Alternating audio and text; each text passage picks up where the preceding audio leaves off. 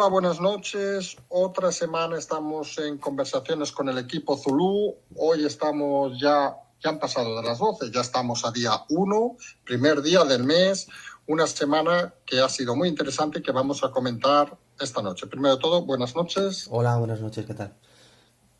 Bien, vamos a empezar. Entonces, vamos a empezar por el tema seguramente más, aunque sea el tema que no está más actual estas últimas horas, pero el tema de los incidentes sí que seguramente es el tema más importante de cara al tema político. Y es un poco hablar del tema, por un lado, de esta renovación complicada del Consejo General del Poder Judicial. Recordemos que, como hemos dicho en alguna ocasión, Europa le da igual qué partido sea el que lo decida, lo que no quiere es que sean los partidos. Se junta esto con el tema del acuerdo para la renovación del Consejo de Administración de Televisión Española, y esto nos lleva a un planteamiento que es el primer tema que vamos a mirar hoy.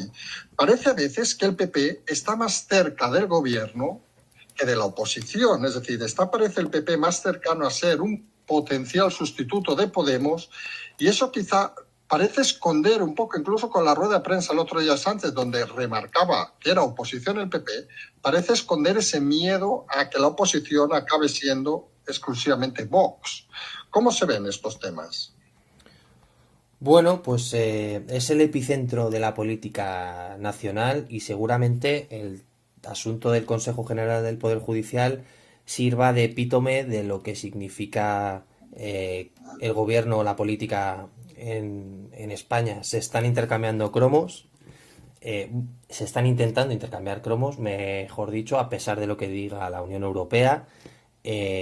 Hay tres frentes establecidos: PSOE, Podemos y Partido Popular. Parece que Vox quiso comenzar de nuevo las negociaciones a través de Olona, que parece que pidió entrar en ese reparto, lo cual parece sorprendente teniendo en cuenta lo que siempre ha dicho Vox del tema de la judicatura. Y aquí me gustaría recordar el papel de alguien que sorprendentemente ahora están bastante callados, que son las asociaciones de jueces, que son los primeros que permiten y que no se quejan antes del proceso de selección, pero nunca rechazan a nadie. Entonces, esto quizás también nos hace pensar que hay mucha gente de la judicatura o las asociaciones de jueces que, salvo una, nunca reniegan de las elecciones, quizás también son parte del problema. Si lo juntamos a la elección del presidente de Radio Televisión Española, nos encontramos con que Podemos, con 35 diputados, está haciendo la pinza a partidos mucho más grandes, donde Vox no tiene ningún tipo de representación, lo cual deja huérfano a 3,5 millones de votantes, lo cual también nos debería hacer pensar cómo está diseñado el, el sistema. Y curioso cuanto menos la rueda de prensa que mencionas del presidente el viernes, que fue un poco sorpresiva, porque bueno, la excusa era por el Consejo Extraordinario de la Comisión Europea sobre las ayudas al coronavirus, y acabó siendo un ataque velado a la oposición, donde parece que le culpa de una manera bastante clara y directa de no poder haber confirmado o terminado de fraguar el acuerdo sobre el Consejo del Poder General, y establece sí, de una manera unánime, que la oposición es el Partido Popular. Deja a Vox al margen, cuando yo creo que todos podemos estar de acuerdo que el PP oposición parece ser que está haciendo poca. Entonces, mencionabas que había un temor en Moncloa a Vox. Hay una encuesta en las últimas horas, ponía máximo de Vox a 2 puntos del Partido Popular y cerca de 70 escaños.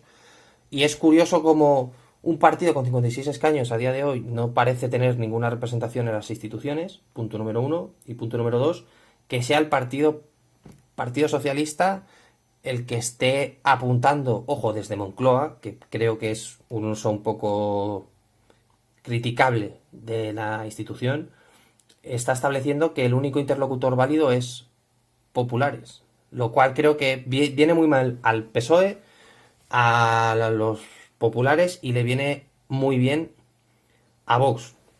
Y como preguntabas, ¿está habiendo una suerte de oposición o de intentar regarle los oídos al PSOE por parte del PP? Yo creo y considero que el PP ahora mismo, hablo de la cúpula, no de el PP a nivel autonómico y demás, podemos poner de ejemplo el tema gallego o incluso el catalán a pesar de la debacle de las elecciones. La sensación que da es que la directiva nacional no sabe ni dónde está y obviamente si no sabes dónde estás, ¿cómo vas a saber dónde quieres ir, ¿no?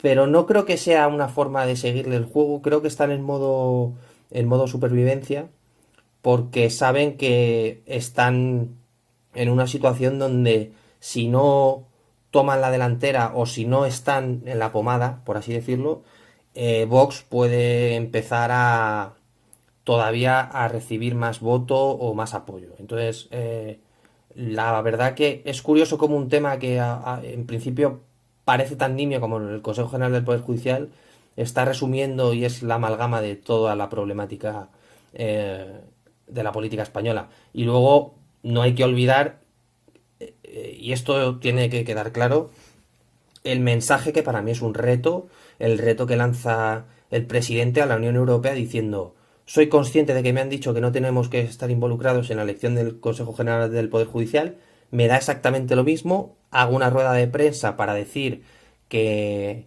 se están llegando a acuerdos sobre el pasaporte, que se están llegando a acuerdos sobre el reparto de las ayudas europeas, pero que el PP es un mal compañero de viaje porque no nos dejan elegir a los jueces.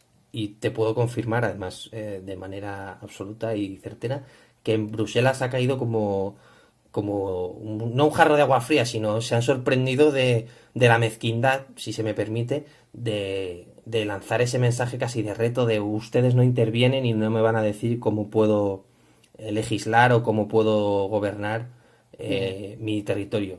Aquí volvemos a hablar un poco de la soberanía que se comparte con Bruselas, pero bueno, creo que todo el mundo está de acuerdo de que parece un desafío directo a Europa, esa Europa que tanto pide y tanto exige su ayuda, entonces no deja de ser sorprendente. Sí, sí, es una forma de descaro, digamos, del presidente y lo que sorprende, y enlazamos aquí una pregunta sobre el mismo tema, es claro, mucha gente ve, y en esa encuesta que hablabas, por ejemplo, se veía que hasta una mayoría de votantes del PP deseaban que el candidato no fuera Casado.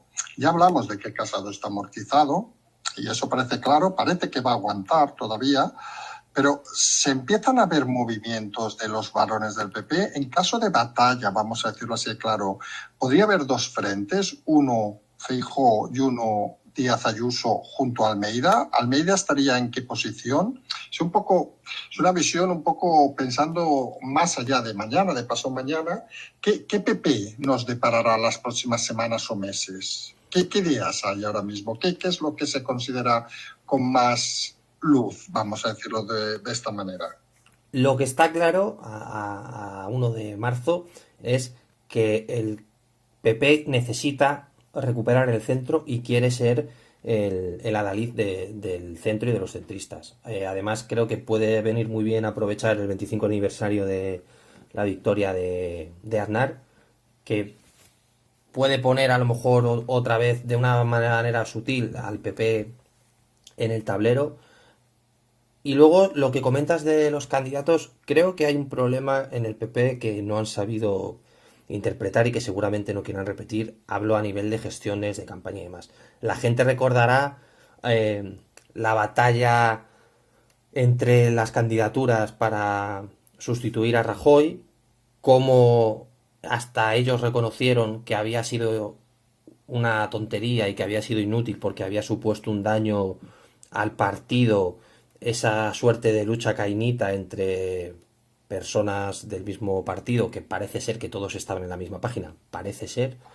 Y no hay que olvidar que Casado se le elige aduciendo esa frescura y al final no dejaba de ser un tipo que casi se va a la vida privada en París, en un trabajo en la empresa privada, que yo tengo mis dudas, honestamente, y por lo que comenta gente bastante potente del Partido Popular, que ni siquiera tenga ganas el hombre de hacer política. Entonces, no puede ser líder de la oposición o de la supuesta oposición autodenominada por el PSOE si no quieres batallar por tu partido, ¿no? Y por tus votantes. Y aquí un poco, por ejemplo, poner de ejemplo a Rivera cómo se fue porque sabía que ya no representaba lo que quería, ¿no? Entonces, y sobre lo que comentas, los frentes parecen estar claros. Eh, por jerarquía y por historia, el presidente gallego parece ser un firme candidato, o debería ser un firme candidato, por los éxitos cosechados en las últimas elecciones, sin ir más lejos, donde barrieron y incluso hicieron desaparecer a Podemos.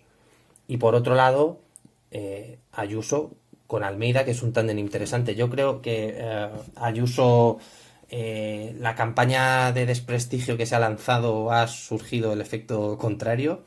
De hecho, el otro día salía una encuesta que Sí, parecía falseada, que daba como que el 80% de los españoles criticaban correcto, en la sexta. sí, la gestión de Ayuso, y curiosamente cuando el PP estaba haciendo campaña en Barcelona y en demás sitios, la aplaudían y pedían una, ¿no? Entonces, eh, lo que pasa que también estamos en la situación de quién parece tener más altura política, Feijóo o Ayuso. A Feijóo el tema este de aquel narco que había una foto y demás, yo creo que le puede Mm. perseguir. Ya sabes que la prensa tiende a agarrarse a nimiedades de según qué gente por poder tirar. Se está viendo ahora con el juicio de Bárcenas, que es un Sí, caso sí, que ya correcto. no influye realmente en la política, y el tipo está tirando al ventilador, y el otro día le cayó a Esperanza Aguirre y resulta que hasta el juez decía que estaba demostrado por un perito que lo que decía era mentira. Entonces, uh, yo creo que Ayuso todavía, o el tándem de Ayuso y el alcalde de Madrid debería madurar un poco, porque no sabemos si es una mejoría coyuntural o no. Y es verdad que Almeida en ese sentido parece tener bastantes más tablas. Hablo en cuanto a miras políticas y Ujú. sobre todo de poder representar el centro, eh, que Ayuso, y las formas y ese tipo de cosas. Al final tú ves se han viralizado muchas entrevistas y muchas ruedas de prensa de Almeida porque parece ser capaz de aglutinar la realidad, en este caso de Madrid, pero no deja de ser una realidad muy compleja que quizás Ayuso no termina de entender. Pero bueno, el PP yo considero que todavía le queda tiempo hasta que se dé cuenta de su situación real. Creo que queda otro batacazo. Veremos a ver si todo el tema del de la situación en Andalucía, del órdago de Vox de abandonar el gobierno y dejarle solo con Ciudadanos, puede afectar o no a, por ejemplo, adelantar unas elecciones y que la gente vea, digo la gente del partido, la realidad, por ejemplo, en Andalucía del partido. Entonces, yo creo que el PP está en un terreno pantanoso y que tiene que empezar a marcar líneas y estrategias y seguirlas y dejar de dar esos bandazos que se ve que están dando, esa equidistancia de Casado que uno no sabe muy bien lo que comentabas. Si critica a Ujú. Sánchez pero no le critica, o si le critica a Velado porque tiene miedo a decirle, oiga, ¿qué demonios está haciendo? Se deberían centrar y se deberían empezar a plantear cosas de una manera, yo creo, ya seria. Sí, porque, por ejemplo, un detalle de hoy, la entrevista que ha hecho Évole Aznar, ha insistido en muchas ocasiones en que ellos, cuando él estaba, perdón, era una sola fuerza. Eso Puede es. ser un guiño, digamos, a que en algún momento se forme esa gran fuerza, que podría ser incluso que negociaran un acuerdo interno entre Feijóo, por ejemplo, Ayuso, Almeida, y fueran los tres en el mismo equipo, o son distancias muy separadas las de uno y otro. Aparte de las generacionales, que es obvio que son generaciones diferentes, pero no demanda quizá a veces la gente que los pactos, los acuerdos sean internos de partido y que vayan todos a una. Sí, hay que tener en cuenta una cosa que yo creo que en este caso es culpa de Podemos y lo explico porque entiendo que así de primeras puede parecer raro. Eh, en los partidos se ha introducido la idea de que hay que hacer primarias, ¿no? Y Ujú. quizás si hay un consenso, o en un partido político debería haber consenso porque la gente debería votar a la idea del partido, no al tipo que representa el partido, ¿no? Es esa pregunta que lanzaba hace unos programas de si queremos una política personalista o queremos una política donde el partido represente una amalgama de pensamientos que obviamente, estarás de acuerdo conmigo, que en un partido Ujú. político hay mucho espectro. Puede haber gente Sí, más sí, conservadora, totalmente de menos acuerdo. conservadora y demás, ¿no? Entonces, te comentaba antes que en las últimas elecciones para ser el presidente del Partido Popular desgastaron mucho la imagen del partido porque estaban en el gobierno, se hace una moción de censura por la razón que se hace y en vez de ir todos a una y decir vamos a juntarnos para ser más fuertes, empieza una batalla fratricida, estúpida entre los herederos de Rajoy y la nueva política, que resulta que es gente que nadie sabía, porque, honestamente, ¿quién era casado hace 2 años? Sí, sí. Un tipo, o incluso la propia Ayuso, o Almeida, sin ir más lejos. Y en vez de juntarse y gente de altura política, juntarse con gente joven que pudiese ayudarles a entender según qué cosas o según qué cambios, deciden pegarse entre ellos y al final te queda un partido fracturado, un partido sin un rumbo fijo, un partido un poco como Ciudadanos que no terminas de saber hacia dónde están mirando y hacia dónde quieren ir. Entonces, el mensaje que lanza Aznar creo que es muy acertado y, y ni siquiera para el Partido Popular, sino para la totalidad de la clase política. La política no es discutir, pero tratando de buscar un término medio, ¿no? Y en un partido tan grande y con la historia que tiene el Partido Popular, deberían intentar dejarse de batallas y lo que planteas de un triunvirato al estilo romano, pues seguramente recogería muchísima más cantidad de ideología o de rasgos políticos de mucha más gente de la población y acercarían al centro de una manera mucho más efectiva que volviendo otra vez a enfrascarse en esa batalla. Y aquí la pregunta del millón es ¿qué peso específico tiene Feijóo fuera de Galicia? Ujú. Porque puede ser un brindis al sol.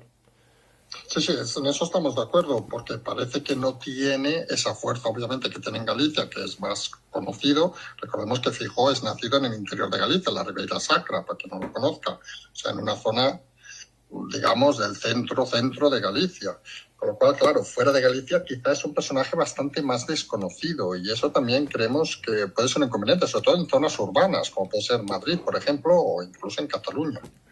Eso es. Y al final suena muy mal esto que voy a decir, pero parece que en política quizás el PSOE está cambiando esto, por ejemplo, con Iceta, pero si no has pisado Madrid es como que estás en una división menor. Y al Ujú. final Feijóo no ha salido de su fuero, ¿no? Que es un poco... Y no es una crítica, es simplemente una realidad porque él nunca ha tenido un despacho de a lo mejor un ministerio o una secretaria general. Es No, fue decir, director, recordemos, fue director de Correos, el más joven en Madrid, eso sí que es cierto, pero fuera cierto. de eso volvió a Galicia y Sí, allí pero está. ¿quién sabe ahora el nombre del presidente de Correos? O sea, claro, ese es Un el, amigo de Sánchez, dicen, ese es pero el no, no sé. claro, ese es el tema, pero por ejemplo, Rajoy había sido ministro. Entonces, Sí, claro, sí, ya tenía una proyección a nivel nacional mucho más elevada porque no venía de ser presidente, venía de ser ministro de. Entonces, claro, claro. al final todas estas cosas influyen. Sí, sí, sí, y suman de una manera Eso es. evidente. Hablando de sumar, nos vamos al tema que sí que ha sido la noticia estas últimas horas, días. Bueno, en caso de Barcelona llevamos 10 días, pero bueno, que son los incidentes con digamos, la escalada de ayer con el intento, vamos a decirlo así, de asesinato. O sea, quemar una furgoneta de la policía Guardia Urbana es un intento de asesinato, claramente.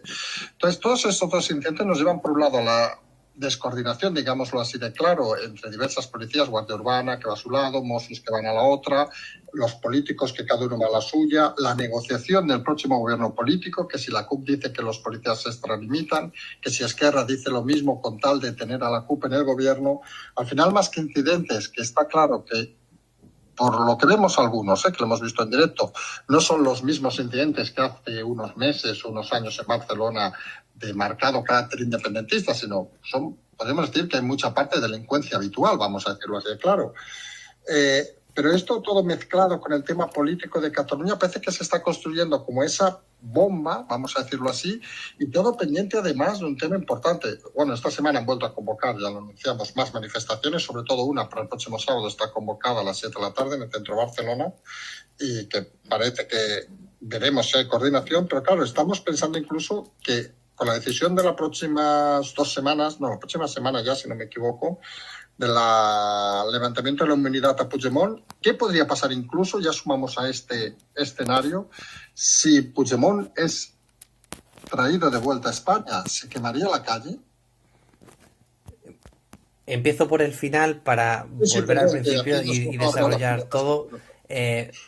Veamos, la única realidad que ha conseguido el procés, o en especial estos 10 últimos años, lo único que ha conseguido objetivamente todos estos partidos independentistas es convertir en Barcelona en una ciudad que es una sombra de lo que ha sido, de lo que es, de lo que todo el mundo sabe que es, y convertirla en la capital mundial del movimiento antisistema, antipolicial, y es una realidad que a nivel criminológico cuesta entender porque ha pasado de tener esos visos pacifistas que incluso a nivel internacional se felicitaban y se congratulaban por la capacidad de movilización de Omnium y de todo este tipo de asociaciones, a la CUP entraba y destrozaba, a ese giro casi paulatino y automático de la población hacia la policía, volviéndose en contra, que a su vez se encontraba con que la clase política no deja a los operativos policiales ejercer su trabajo. Recordemos que el uso de la fuerza o de la violencia es algo que se le permite a la policía, y ha acabado en gente que votaba en el independentismo, seguramente viendo cómo queman sus coches, queman su bar, queman su banco, queman su ciudad, la ciudad a la que quieren. Y aquí parece que todo el mundo se quiere lavar las manos y que todo responde a presiones políticas. La realidad de estas manifestaciones es que vienen producidas o provocadas por el intento de raperillo artista del tipo que hablamos la semana pasada, y ha conseguido juntar a delincuencia común, elementos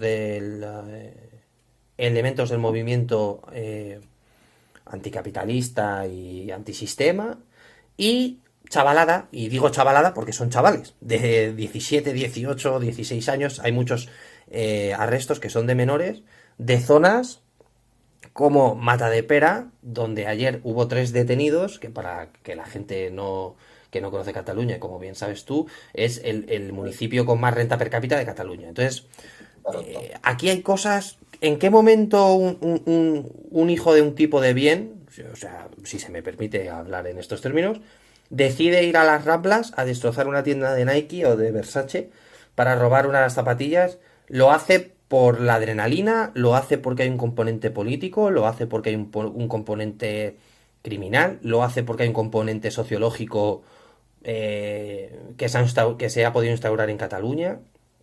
Eso en un punto. Número 2. ¿Cuál es la situación a nivel político? Tú sabes bien, y muchos oyentes lo sabrán, el ataque continuado, si hay ataques, porque hay gente como la alcaldesa de Barcelona que ni siquiera se ha dignado a salir a decir, oigan, paren esto, y siempre la primera frase que dicen es, hay derecho a manifestarse, pero... que es como, bueno, todo lo de antes del pero no vale de nada porque ya no te sales a manifestar, sales a reventar la ciudad, ¿no? Y todo lo focalizan en el policía. Entonces, Hay mucha gente que se pregunta, oigan, pero ¿por qué no actúan? La gente tiene que entender lo siguiente. Los trabajadores, porque es lo que son de los Mossos o de la brigada de la Guardia Urbana, perdón, de Barcelona, tienen que pedir permiso a un tipo que ni siquiera es policía, que está sentado en delegación de gobierno, para cargar. Y ese es el que decide. Y por ejemplo, en Madrid, por comparar, ¿no? Hace una semana, el sábado pasado, la gente recordará que hubo disturbios. ¿Cómo se opera en Madrid? En el momento que empiezan a hacer barricadas, la policía interviene. ¿Por qué? Porque impides la formación de barricadas e impides que vaya más. Tú que llevas siguiendo el proceso 10 años, ¿cuántas veces has visto a Brimo Barro impedir una barricada? ¿No? Sí, ya van, como hemos comentado, bueno, lo hemos visto en tiempo real, van detrás de la manifestación escoltándolos prácticamente. Y mientras van rompiendo, haciendo barricadas, y ellos nada, como si no pasara la cosa, que hemos dicho más de una ocasión. No es culpa de él, obviamente, del mozo, que encima se está jugando la vida. Digámoslo por el caso de ayer de la furgoneta quemada, se están jugando la vida. Sino es un tema de responsabilidad, obviamente, creemos, de sus mandos y de la decisión política que les impide actuar como profesionales. Y luego, para que la gente entienda la realidad, porque muchas veces cuando se informa no se dice la realidad del día a día, de cómo trabajan. Eh, la Consejería de Interior catalana les tiene dicho a Mossos, y esto es un hecho, está publicado en algún medio de fuerzas y cuerpos de seguridad del Estado, que no pueden sancionar con atentado a la autoridad. Es decir, a ti te detienen y salvo que hayas hecho otra cosa, supuestamente y según el criterio del gobierno catalán, no puedes imputarle al detenido atentado contra la autoridad.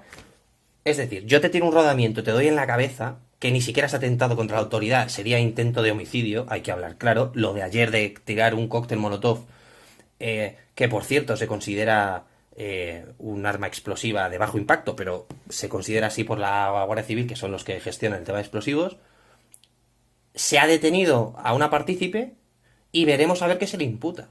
A esa señora tiene que estar, señora, con todos los respetos por llamarle algo, porque de señora hay un señor que tiene poco, se le debería imputar intento de asesinato, porque además hay premeditación y se dan las condiciones del tipo para hacerlo.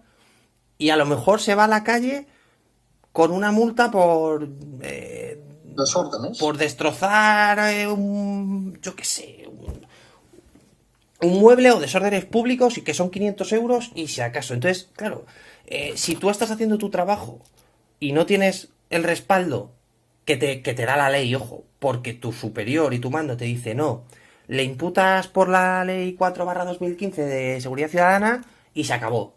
Entonces es como, bueno, pues para que la gente lo pueda entender, es como si yo soy policía, paro a un tipo en la calle, me insulta y le denuncio por insultarme y porque me han grabado con el móvil.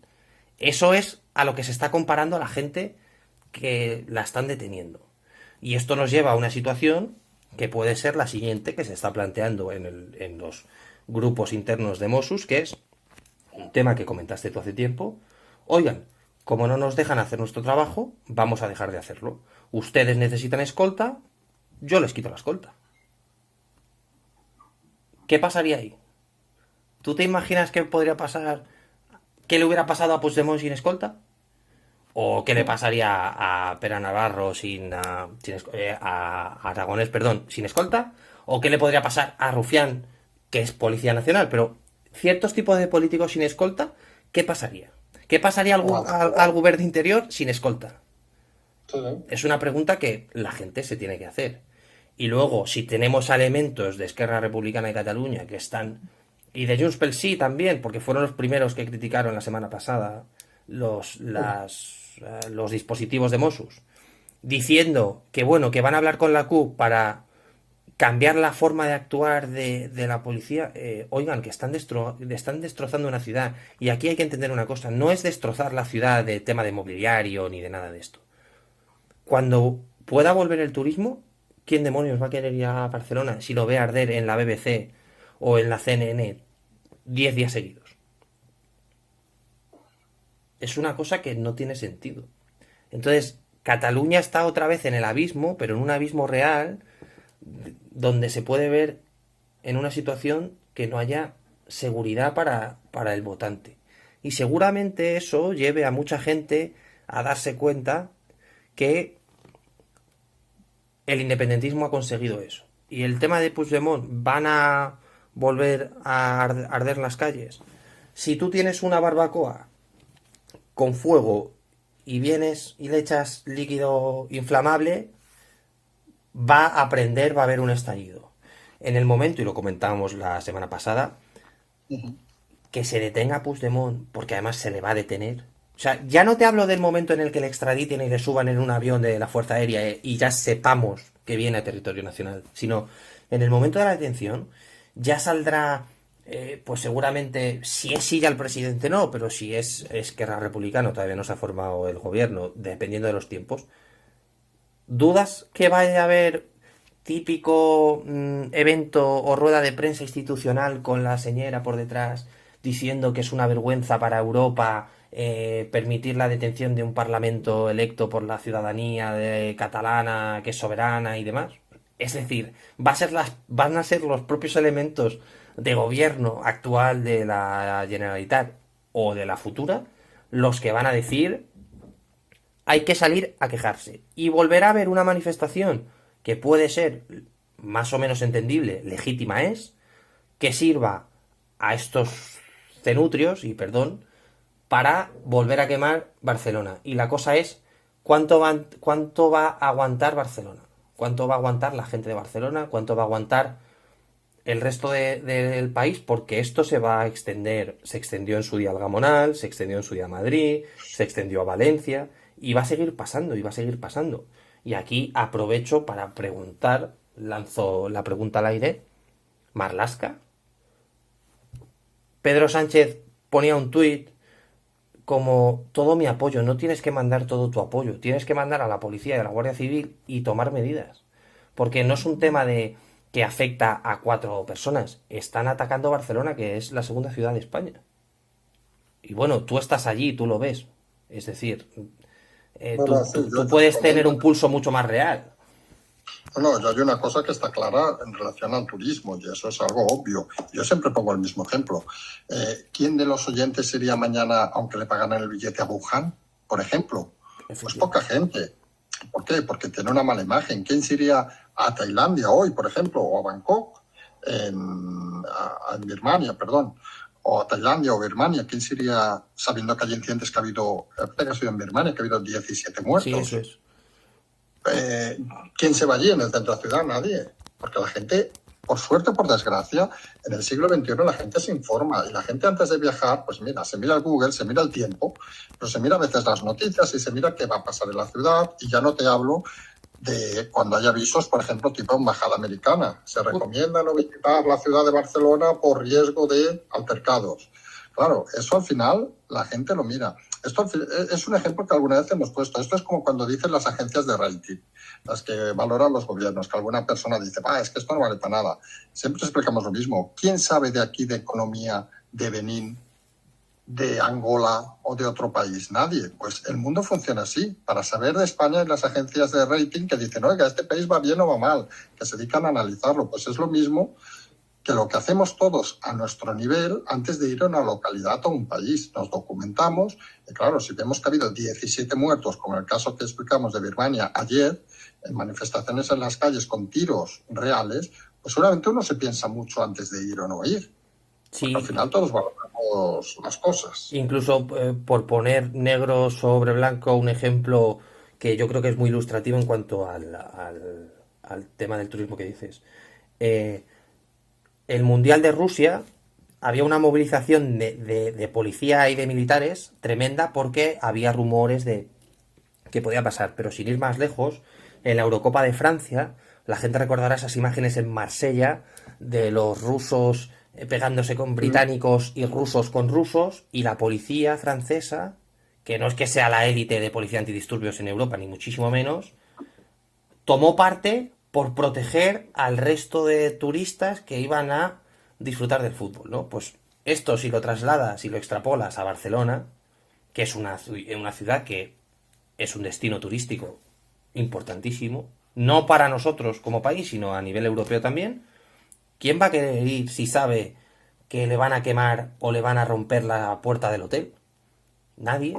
Es una cosa de sentido común. Aquí no estamos hablando de una teoría política. No, no, es la vida misma. E incluso la gente que vive allí en su día a día se verá afectado porque puede ir a coger la moto el día de mañana y encontrarse la quemada o el coche reventado. Y son cosas Mm. que se han visto. Entonces, eh, pedir responsabilidad política no sirve de nada, pero creo que es una irresponsabilidad y creo que han perdido el pulso con la realidad y el pulso con la sociedad y están a su agenda política sin darse cuenta que lo que están causando es un daño terrible. Y más después de la pandemia, ¿qué imagen y qué confianza vas a transmitir si ni siquiera sabes defender tu terreno? Y luego, y con todos los respetos, y ya acabo, ¿no pueden defender una ciudad y pretenden defender una república? Dejo esa idea, que no, ojo, que no la quieren defender porque no quieren. Pero Mm. no deja de ser ilustrativo que estén permitiendo ciertas cosas para alcanzar ciertas otras. Entonces, yo creo que en el corto plazo no va a pasar, pero de 5 6 7 8 años, todas estas cosas que estamos viendo van a perjudicar mucho a todo este tipo de partidos, estoy convencido. Claro, sí, sí, porque en el fondo es una vergüenza, vamos a decirlo así, claro. Y siempre lo que decimos, nosotros muchas veces en análisis que intentamos es para que ustedes puedan escucharlo y obviamente luego lo puedan aplicar. Y en el caso este de Barcelona es una aplicación tan rápida y directa, quienes vivimos en el centro, que a veces es de perogrullo verlo, pero es que la realidad es esa. Pensemos en ejemplos que pudiéramos hacer nosotros, lo que hemos dicho de viajar a un país donde hay muertos, donde hay conflictos, donde hay altercados, seguramente muchos se lo pensarían. Pues imagínense que el turista que viene aquí tampoco es tan idiota, es decir, que se mira las cosas, como decimos, se ve la BBC, se ve, bueno, BBC y cualquier televisión, tenemos ejemplo a BBC, y ve, pues, oiga, que han quemado un coche de la policía en las Ramblas. Es que es así, claro, a 20 metros de donde hace 2 años mataron a casi 20 personas en un atentado. Porque, que no lo sepa, la comisaría esa está 20, quizá no, 80 metros, pero están las mismas Ramblas. Es decir, es un poquito más abajo. Era la comisaría más cercana en el atentado de agosto del 2017, para hacerse una idea. Es decir, un escenario del centro de Barcelona. Vamos ya, si te parece, con las preguntas de los oyentes. Estupendo. Tenemos unas cuantas. Empezamos con la primera. A ver, nos preguntan, la elección de vocales es un poco repetitiva, algunas será, pero bueno, yo creo que es interesante, las podemos matizar brevemente y ya está.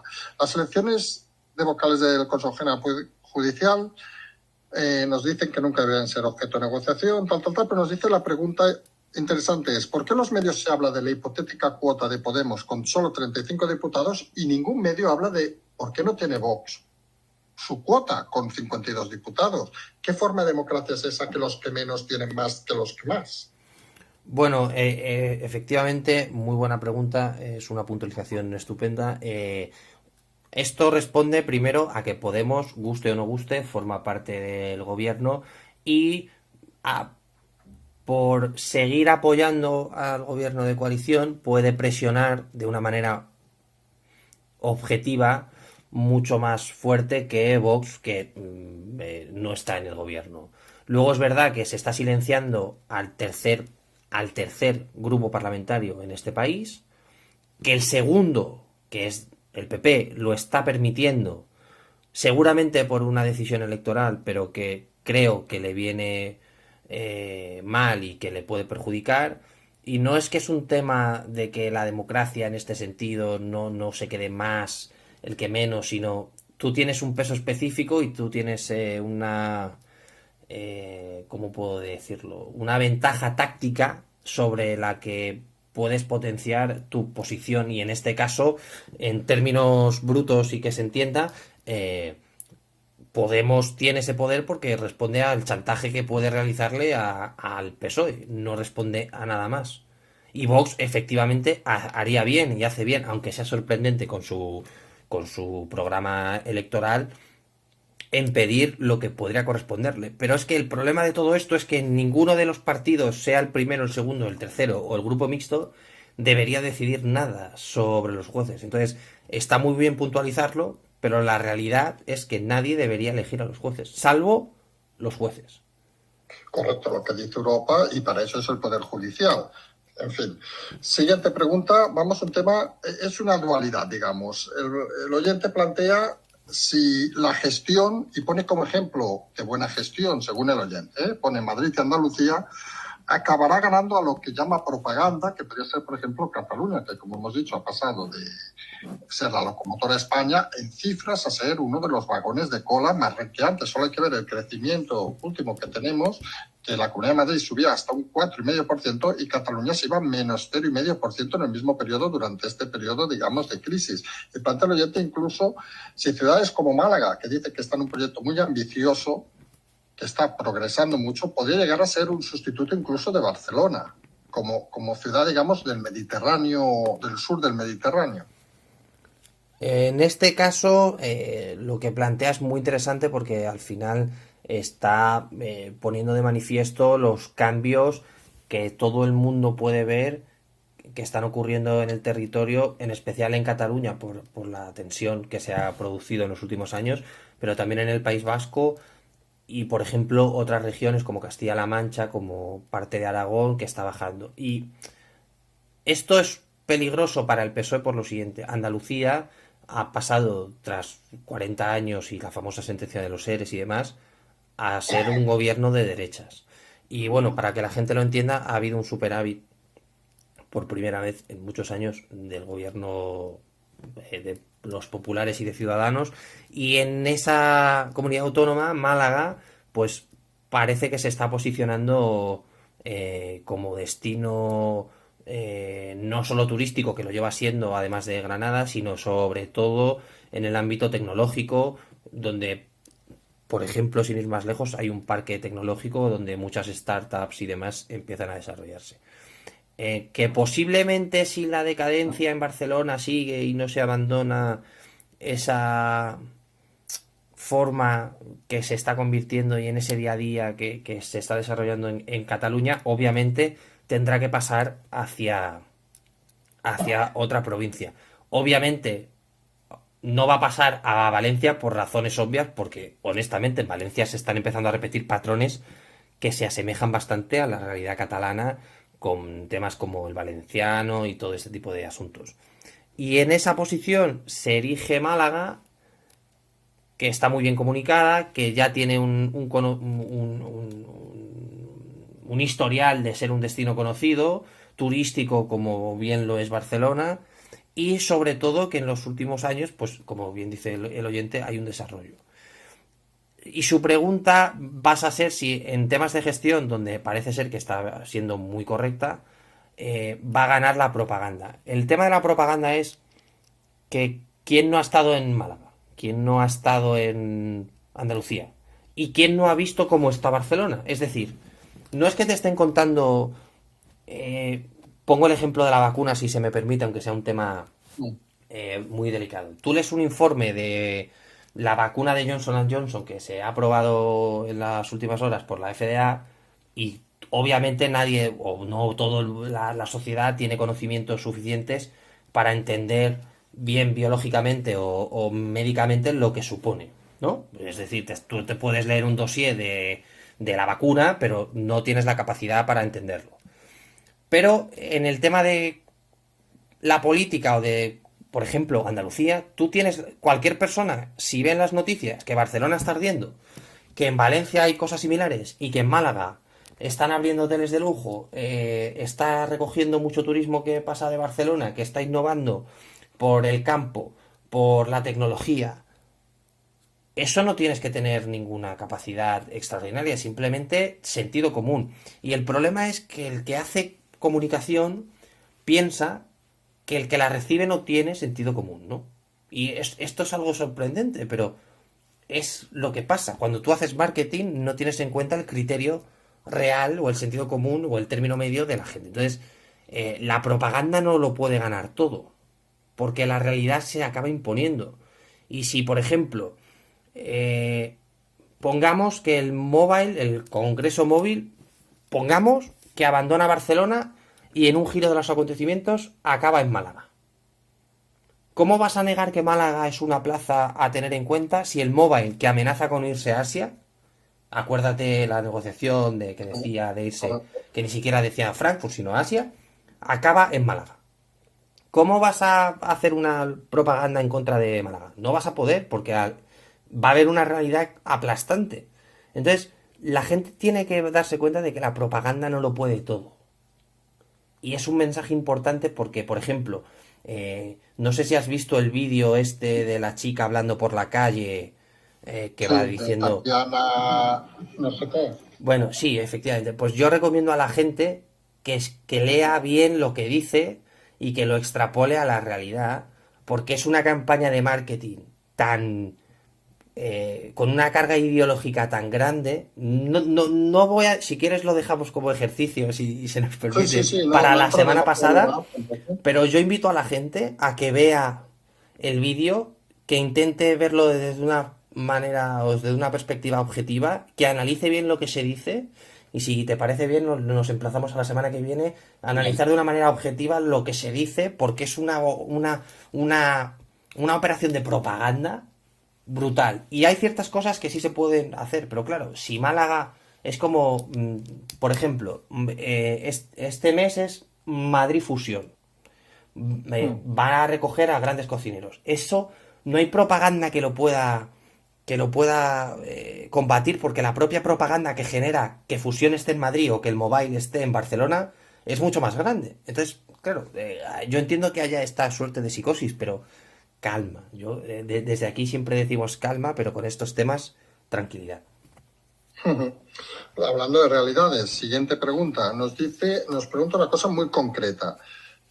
En el momento, que en el fondo hemos hablado antes, en el momento de la detención de Puigdemont, la llegada a España, ¿se podría llegar a declarar un estado más allá, digamos, del estado de excepción, que es, creo, a día de hoy lo máximo que se ha dado en este país en algún momento puntual?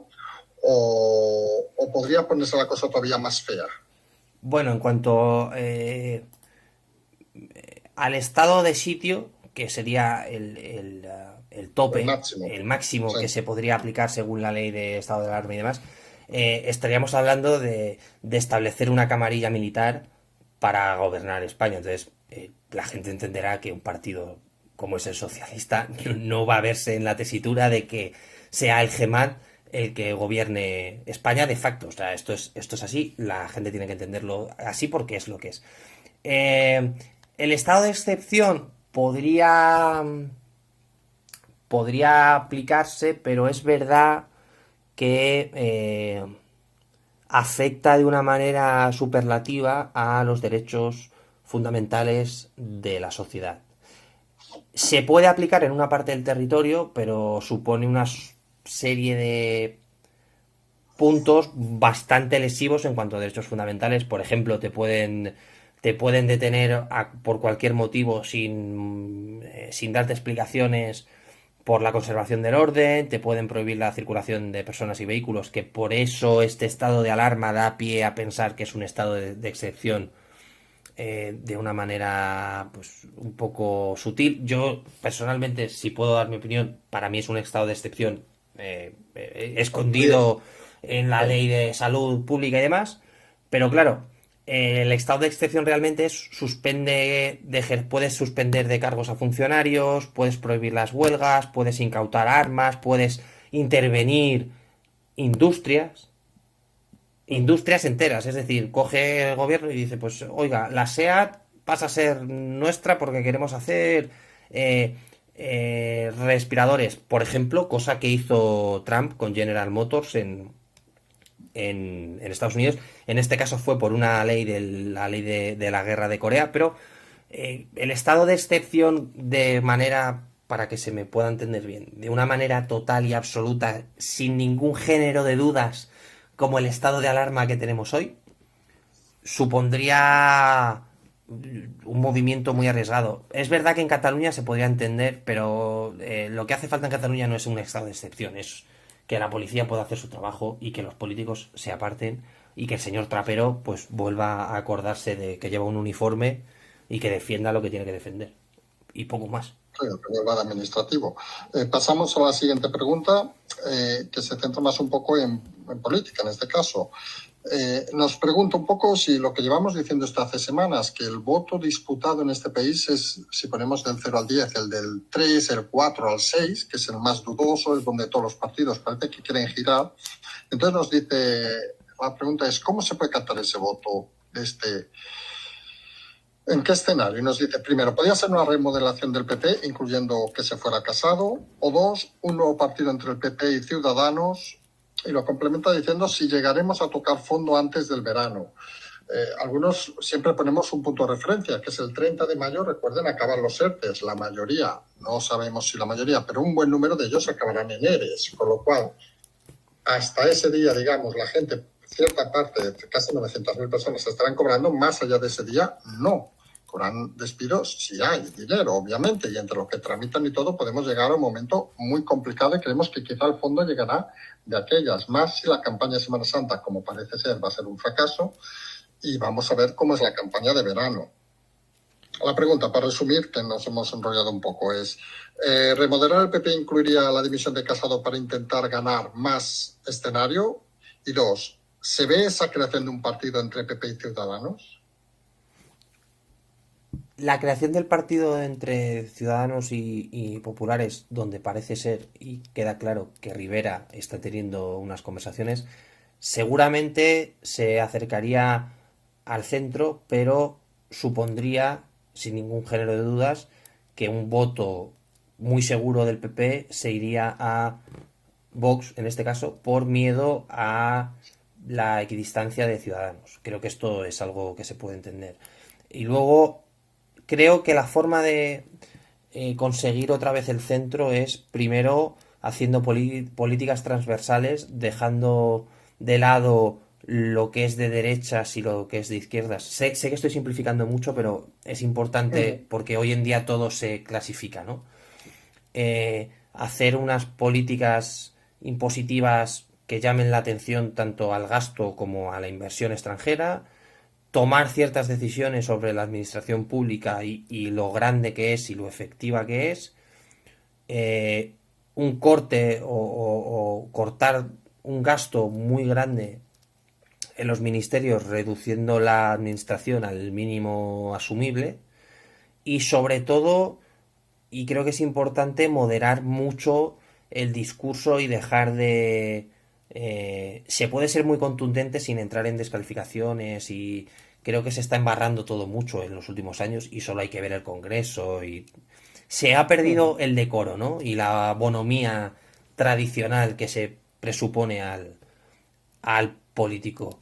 Aun pensando y considerando que un partido no debe ser personalista y tiene que ser más del partido, eh, yo creo que se me entienda, la mediocridad de Pablo Casado favorece al centro. Es decir, un tipo a lo mejor como Feijóo también lo haría, pero Casado es como este tipo que uno no sabe de qué pie cojea, ¿cierto? Es que no terminas de tener muy claro si sí, si no, si bueno. Entonces, seguramente Casado ayudaría mucho a tener esa imagen centrista de un partido que se mueve en todo ese espectro político. Pero, insisto, los cambios en el PP van a ser en el medio largo plazo. Y sobre el tema de los ERTE, pues como tú comentas, el fin del estado de alarma puede suponer patacazo tremendo y veremos qué ocurre. Vale, vamos a la siguiente pregunta. Muy concreta es esta pregunta.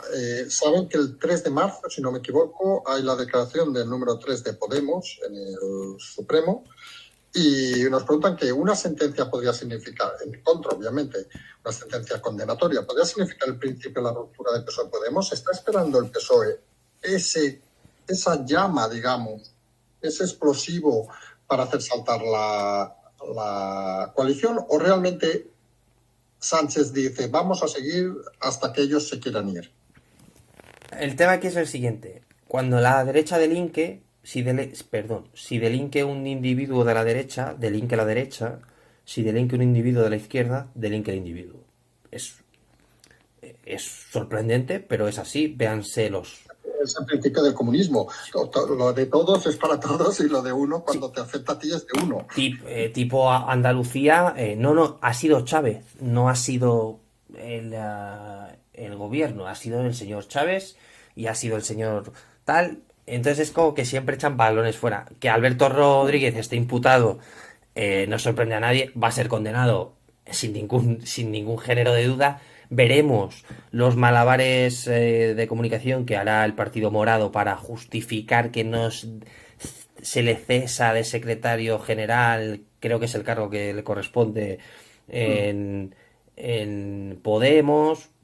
Y si se le echa, bueno, pues se dirá que era una mala persona, todo este tipo de estrategias de condenar de una manera quizás incluso en demasía, que ojo, hay que hacerlo, pero el principio del fin de Podemos en Moncloa, lo mencionábamos la semana pasada, es que están amortizados desde el momento que aprueban los presupuestos y que aprueban las ayudas europeas y la ley de eutanasia. Lo de Alberto Rodríguez que puede afectar, pero ya te digo, la sensación es bastante negativa, empezando porque, por ejemplo, la pinza que se le ha hecho al PP es porque el PP no quiere aceptar que un vocal del Consejo General del Poder Judicial sea un tipo afín a Podemos. Entonces, claro, se está culpabilizando al PP, pero la realidad es que el que se está poniendo gallito, si se me permite, no es el PP, es Podemos, porque el primero que salió de manera pública a decir que no había líneas rojas, que se estaban muy avanzados, fue el PSOE, no fue el PP el que salió y dijo vamos a aprobar el Consejo General del Poder Judicial, fue el Partido Socialista. Entonces, es una forma de hacer presión de grupo que, bueno, Podemos yo creo que es el típico este tipo que cree que es más listo que todo el mundo y luego se da cuenta que todo el mundo se está aprovechando de él, ¿no? Pues el principio del fin de Podemos en Moncloa ya sucede, está sucediendo y hay que, pues, rememorando tiempos pasados, ese chup chup está ahí. Está en marcha. Vamos con las dos últimas preguntas ya llevamos casi una hora de programa. La primera, si fuera ella presidente o formase parte del gobierno de la Generalitat, la querella, por ejemplo, la primera que ya sabemos que está puesta y alguna más que venga de camino, ¿irían más lentas o se complicará en su proceso? Muy rápido, pasa a ser aforado, juzgado por el Tribunal Supremo, lo tiene que aprobar el Parlamento. Obviamente, pues esto supone una dilación en todo el proceso judicial que afectará o no, porque bueno, se puede limitar. Es verdad que va mucho más rápido la justicia de las élites, como le gustaba decir a Pablo Iglesias, que a nivel de la gente normal. Pero primero hay que ver si el juez de instrucción lo sube al Tribunal Supremo y si efectivamente hay hechos constitutivos de delito, porque hay mucha gente que cree que por el simple hecho de presentar una querella ya se va a juicio. Y aquí hay un proceso de instrucción donde hay que valorar si efectivamente se ha cometido un ilícito penal, si se cumplen los elementos del tipo y si hay que seguir con el proceso o no. Entonces, muy buena pregunta, hay que ir viendo. Perfecto. Y la última, que es una pregunta un poco de esas que a veces decimos nosotros, que intentamos no hacer futurología. Saben que, bueno, a la hora que va a empezar el programa hoy, sí que hay programas en la tele que tiran las cartas y eso, pero no es nuestro caso. Nos dice que sabiendo que Podemos está amortizado, ¿cuánto le queda para caer? ¿Será por un juez? ¿Será por la Unión Europea? ¿Será por los fondos europeos? ¿Será el PP que se juntará a ellos y no le dejará caer al gobierno de coalición y si a Podemos? Un poco, es el resumen y un poco de la sensación que tenemos todos, de que yo entiendo de que la gente necesita tener fechas, necesita tener escenarios, vamos a decirlo. Pero es lo que decimos desde hace semanas, que estamos en eso que diríamos el ojo del huracán, que cualquier movimiento puede precipitar las cosas o puede hacer que todo permanezca igual durante un periodo largo. ¿Cuál es la opinión en este caso? La opinión aquí es, por ir por partes, amortizado, acabamos de mencionar que está imputado por el juez. Obviamente, estar en una coalición de gobierno con un partido que está imputado por tema de financiación ilegal o uso irregular de fondos para las elecciones pondría al PSOE en una situación donde claramente querría cortar cualquier tipo de relación en el gobierno, que es absolutamente entendible y seguramente de caso de seguir la instrucción va a pasar. Sobre Europa, la Unión Europea como tal no puede quitar a Podemos del partido del gobierno. El asunto de los fondos europeos está aprobado, por lo cual lo único que puede hacer Podemos es destinar, voy a decir una cifra así al azar que se me acaba de ocurrir, 415 millones a igualdad porque le apetece y considera que beneficia la recuperación económica por la crisis del coronavirus. Y bueno, el PP, yo sigo diciendo y hay que dejarlo claro, si el PP entra en un gobierno de coalición, aun pensando que un gobierno de recuperación, un gobierno entre los dos grandes partidos sería muy buena, de concentración, considero que la relación entre el Partido Popular y el PSOE están muy alejadas de ser una relación que puede derivar en algo que hay que tener una política, una mirada, una altura de miras y una capacidad política que no nos vamos a engañar, Carlos. No tiene ni Pedro Sánchez, ni Casado, ni nadie. Entonces, aquí me gustaría, por ejemplo, recordar un poco el espíritu de la transición, donde no se hizo, pero se llegó a un acuerdo porque había gente que estaba por encima de las circunstancias. Y ahora, lamentablemente, tenemos a gente que es prisionera de las circunstancias. Correcto.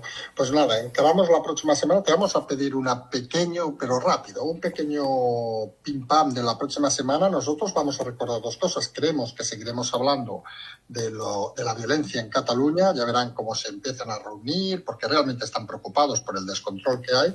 Veremos también más temas del Consejo General del Poder Judicial. Veremos qué pasa con la declaración de Rodríguez en el tribunal, porque hay algunos que dicen que a lo mejor se niega a ir, y eso podría ser un detonante interesante.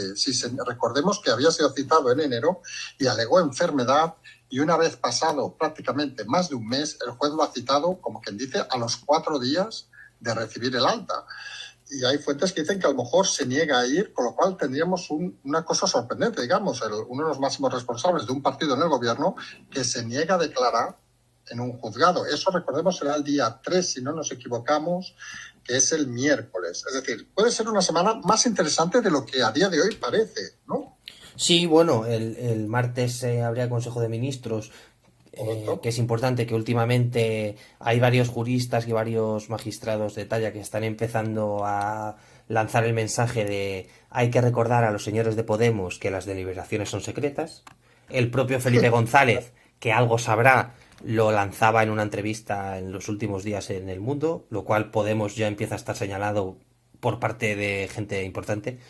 Segundo, el tema de Rodríguez, hombre, darte a la fuga del Tribunal Supremo con un partido que controla tanto la comunicación me parecería, primero, inaudito y segundo, una torpeza bíblica. Aquí hay que enfrentarse a lo que has hecho y si tan machito eres para pegar a un policía, pues por favor, sé tan machito para acudir ante su señoría. Sí, sería alucinante, vamos a decirlo así de claro. Sería, vamos, la noticia casi de... Sí. Yo creo personalmente que si eso pasara sería el fin de Podemos en el gobierno, no habría explicación. No habría explicación porque toda esta idea de los aforamientos y de la lucha que decía de que era inaudito que no se presentasen ante los jueces y que no fueran juzgados por un tribunal ordinario, quedarían automáticamente destruidos. O sea, no puedes defender ya más. No, bueno, ahora no quito esto porque soy aforado. O sea, es como un tiro en el pie, por hacer la analogía. El jueves tenemos el Consejo General del Poder Judicial. Veremos cómo van las negociaciones del PP y del PSOE. Han sido intensas en los últimos días. Hay mucha preocupación también sobre el tema de Cataluña por parte de la inteligencia de las fuerzas y cuerpos de seguridad, porque están empezando a ver que el objetivo es acabar con un Mossu o con un guardia urbano muerto, así de claro hay que decirlo, porque hombre, si quemas una lechera con 2 personas en el interior, pues como comprenderás, lo que quieres hacer es causar daños. Y bueno, va a ser una semana bastante intensa. Veremos a ver la reunión que mencionas de Esquerra con la CUP sobre el tema de la policía y demás. Veremos si hay una reacción de Mossos y de Guardia Urbana. Yo, por lo que tengo entendido, en las próximas horas, entre lunes y martes, va a haber críticas a la señora Colau por parte de Guardia Urbana y por parte de Mossos, pero especialmente por Guardia Urbana por verse abandonados. Y es una semana que, bueno, poco a poco no termina de coger todo a la velocidad que debería, quizás, pero es verdad que empieza a haber una inercia un poquito sospechosa e interesante que parece que nos está llevando cada vez más y más cerca de la línea de meta. Correcto. Un recordatorio, nos hemos equivocado. La declaración de Rodríguez es el jueves, el día 4, no el día 3. Un error que hemos subsanado ahora. Y recordemos que ya en una declaración que era voluntaria en octubre del año pasado, plantó al Supremo. Aquella era voluntaria, esta obviamente parece que no es voluntaria. Bueno, en todo caso, nos vamos a ver esta semana que se plantea nuevamente interesante. Como siempre, agradecer las palabras. Un placer, como siempre. Perfecto, y nosotros ya saben, como acabamos siempre, nosotros acabamos, y más con las horas que son, simplemente con seguimos.